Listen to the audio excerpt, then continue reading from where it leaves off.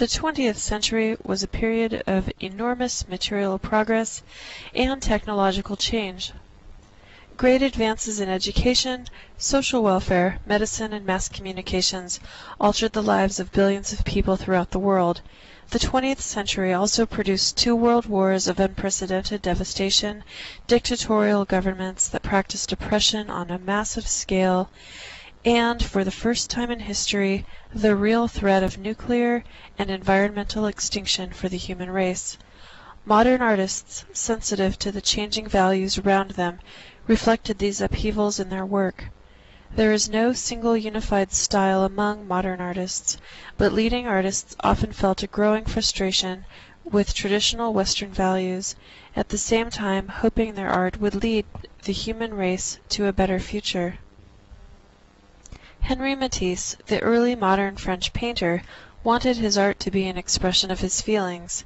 His common practice was to paint his emotions intuitively and refine his instincts by continually adjusting his lines and colors and planes to reflect his mental state. Matisse's painting Joy of Life is an early work in a long career and a masterpiece of Fauvism.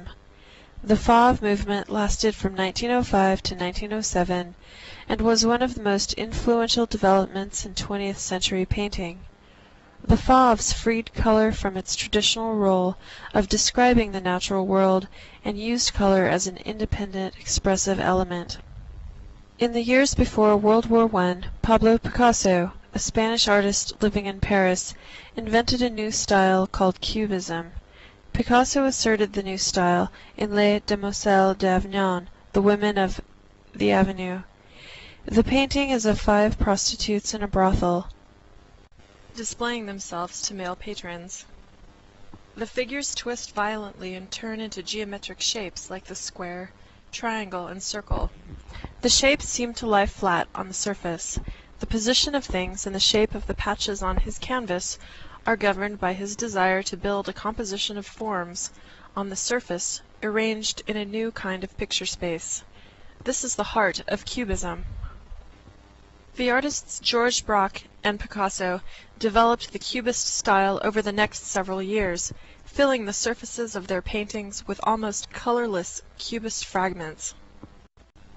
Georges Braque's painting, The Portuguese, is almost indistinguishable from Picasso's Ma Jolie. The figures in the painting cannot be separated from the background. This painting is a portrait of a man playing guitar at a café. The way Braque treated light and shadow reveals his departure from conventional artistic practice. The constantly shifting imagery makes it impossible to arrive at any final, concrete reading of the image. In 1912, Cubism entered a new phase when the style could no longer rely on a decipherable relation to the visible world. In the new phase, called synthetic cubism, artists constructed paintings or drawings from objects and shapes cut from paper to represent parts of a subject. Such compositions, called paper collé in French or pasted paper, became known as collage in English. Early 20th century sculpture continued to shift from abstract in line with painting. Constantine Brancusi was interested in going beyond the surface embellishments that had dominated European sculpture since the Gothic period. He wanted to make viewers aware of form. The desire to simplify reality in order to attain the essence of things was manifest in Brancusi's work. His work is witty and often elegant. The sculpture has demonstrated to generations how to shape elemental masses and portray primitive essences.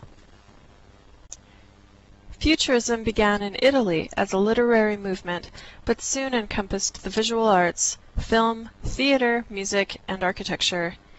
Indignant over the political and cultural decline of Italy, the Futurists published numerous manifestos in which they aggressively advocated revolution, both in society and in art. The Futurists were interested in the speed and dynamism of modern technology. Umberto Boccioni applied Balla's representation of speed to sculpture.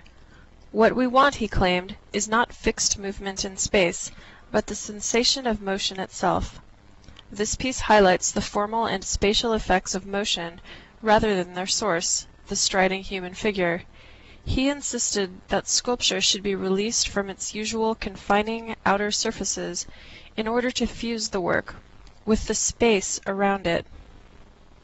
This piece is aptly titled, Unique Forms of Continuity in Space.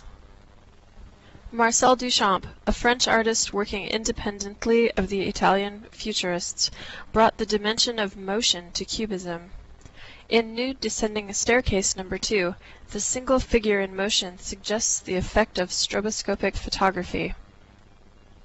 Although Duchamp is primarily associated with the Dada movement, which is discussed in the next lecture, this painting has more in common with the work of the Cubists and Futurists.